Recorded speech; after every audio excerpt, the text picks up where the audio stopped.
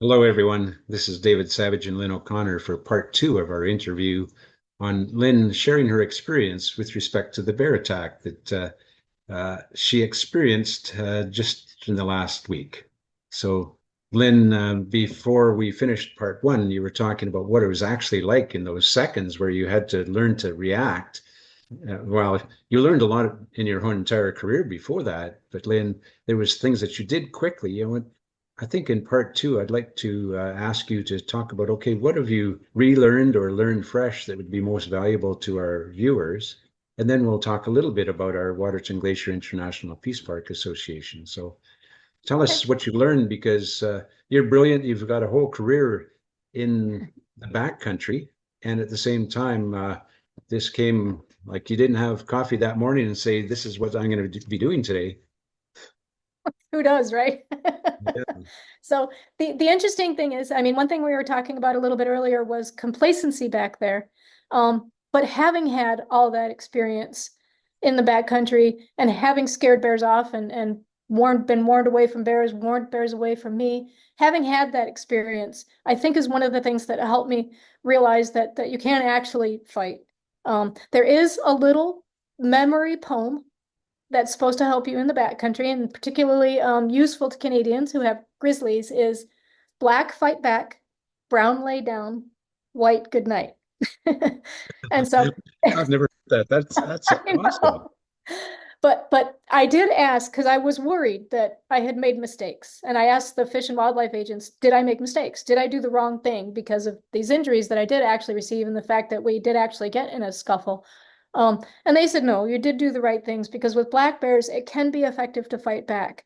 But you have to have the presence of mind to fight back. I'm also a road cyclist.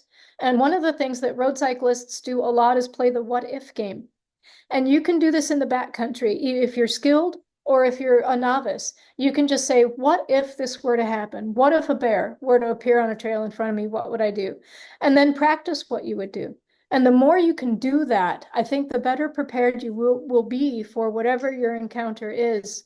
Um, One of the things I would really like to encourage people as a way to stay safe in the backcountry is one of the reasons you're there is to see wildlife, right? Everybody loves to see wildlife. Oh, yay, there's elk, moose, deer, bear, wolves, all kinds of beautiful, wonderful things, even little salamanders.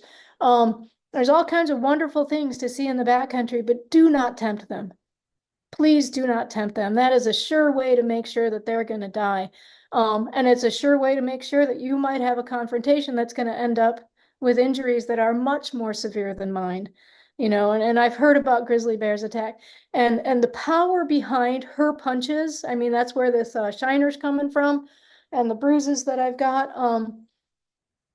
I have a lot of respect for that strength. And anything larger than her would have been much more impactful on me. But don't do the things like leave your food out at your campground. Just follow all the rules because all the rules are in place to keep you safe. Keeping you safe keeps them safe. And I think that's one of the most crucial takeaways from this.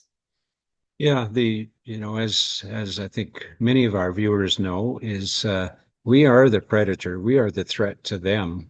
And Hmm. it's just not in integrity to say, well, we want to go get real close to bears, cougars, wolves, whatever, salamanders. Well, we are not a good thing for them. The other part of it is, as part of the Conservation and Environment Action Team for the Waterton Glacier Association, it's we increasingly have people getting in trouble in the backcountry. You know, people with limited knowledge. The wonderful thing is we have so much more diversity, so many newcomers to the backcountry, but they don't even know, they don't have the experience that some of us have. So pretty critical for them to understand some basic rules that don't fear bears, fear the highway to get to Waterton and Glacier National Parks, because that's way more dangerous. But I wonder if you could kind of recap some of the relearnings that you've had and the aha moments that you've had with respect to this experience where you surprised a mom bear. Yeah, and that really is the aha moment is you never know. And like you had said earlier, I'm not going to have my coffee and say, oh, let's go confront a bear. You just never know when that's going to happen and whatever the situation might be. Um, so the relearning is the mitigation factors that I will always take from now on. And anybody with me, if anybody's willing to go with me, is the bear bells. And one thing that Fish and Wildlife talked about was trails that are commonly used by people. Like I imagine the John Muir Trail down here. I don't know if the Great Divide Trail has this kind of traffic, but bears can become desensitized to bells. So that is an issue. Think about where you're going and what the impact on wildlife already has been. And then take the factors that you think are going to be the most effective. The best thing I think is company where you can talk a lot. Yeah. I do mountain bike our trails, and I know there's a specific area where the bears like to hang out. And every time I enter that, I shout out, even if I'm alone, I shout out, Yeah. go away, bear, really, really loud. Just make a human noise, something that they're going to run away from. I like to see them. I love to see them, but I don't need to see them. And that's the case with anybody in the backcountry is you're probably going to get your opportunities. So so just take them as they come and appreciate them and value them for the opportunity that you have, but keep everybody safe. The bear spray is always going to be with me. The bells on the dog's collars, Yeah. and truth to say, I'm probably not going to walk them on a leash because it's my own property. But if you're on public property, I think that's a really good idea. If I were to Yeah. go on established trails that I'm going to encounter other people on, I'm going to have my dogs on the leash because I don't want them to chase them there. They won't be here, but they're going to wear bear bells. I'm going to have bear spray. I'm going to have my walking stick. And even when I'm alone now, I'm going to periodically shout out. Yeah. And just to be the color man to your point, um, we need to protect them better. Mhm. When it comes to the back country, the consequences for bears and other wildlife encounters with humans are often deadly. Uh, you fortunately you were badly hurt, as have got emotional, physical trauma, which you'll be experiencing for some time now, Lynn. For a black bear, as you said in part one, there was a larger male that was taken out because they thought it was a threat. So in our human decision tree, it's always the wildlife that suffers first. So whatever we can do as humans to respect their their home has got to be a great thing. Got to be positive for all of Yeah. us. I wholly agree with you. Somebody, that large boar that they killed, paid the price for my complacency, paid the price for mistakes, if you want to call them mistakes, because they actually were mistakes. Fish and Wildlife, I'm not sure really how the agencies, cross-border agencies work, but the superintendents of the parks, they have a responsibility to the public. And the public is going to demand, if a sacrifice, if you will, some way of accounting for, human safety for people using they're responsible for you. They know Yeah. you're coming to enjoy their beautiful parks, but if something's going to happen to somebody, not only does somebody have to either rescue you or recover you, so now you have a whole group of people that are also in the back country and also potentially, in danger because it is a dangerous place. But now you have superintendents or you have game wardens or you have provincial park people that have to explain what they're going to do to continue to help keep humans safe because we're top dog on the ladder. So somebody's going to have to pay the price sooner or Yeah. later. And I guess a very real incident happened to Cheryl and I. We were at an Alpine Club hut backpack or camping, hiking, long distance hiking a year ago. And with the drought, with climate change, there was limited berries, limited food for the wildlife last year and in a lot of areas this year as well. So the bears are looking for food and they're forced to do many things that they wouldn't normally do. So in this case, we were at an Alpine Club of Canada hut in the Revelstoke region, and the black bear tried to get into the log cabin, tried to actually push two windows in and come in the middle of the night. Um, so, we were safe, but we had cooked food so it could smell that odor. It didn't really care about the two of us. It just wanted to eat. And when the park staff came to talk about, did you take a picture? How do we track it down? The answer that they gave us is if it's a grizzly bear, they will close the area. They will do everything they can to protect the grizzly because grizzlies are um, less population than normal, what it should be. Black bears, there's lots of black bears, so we're going to have to hunt that black bear down and take them out, kill them. So, just think about, if somebody with Lynn O'Connor's expertise and care and attention and wisdom in the backcountry for most of your life, if this can happen to you, it can certainly happen to the rest of us far easier. It certainly can. And all of the things that we've been talking about, please don't take it casually, no matter how experienced you are. The other thing I would like to say is if you're not experienced and this makes you too nervous about going into the Mm. backcountry, don't deny yourself that pleasure because it really is, oh God, being in the backcountry, there's nothing like it. It's so balming to the soul even when things like this happen on occasion, most of your experience is going to be marvelous. And all you have to do is take a few safety precautions, just like when you drive down the car. You're driving in a beautiful place, but you're going to stay on the right side of the road. You're going to Yeah. follow the traffic laws. Yeah. Just do the And, same thing and don't prevent yourself from enjoying the beautiful landscapes that we have. and the possibility of serious injury on the highway getting to Glacier National or Waterton National Parks is far higher.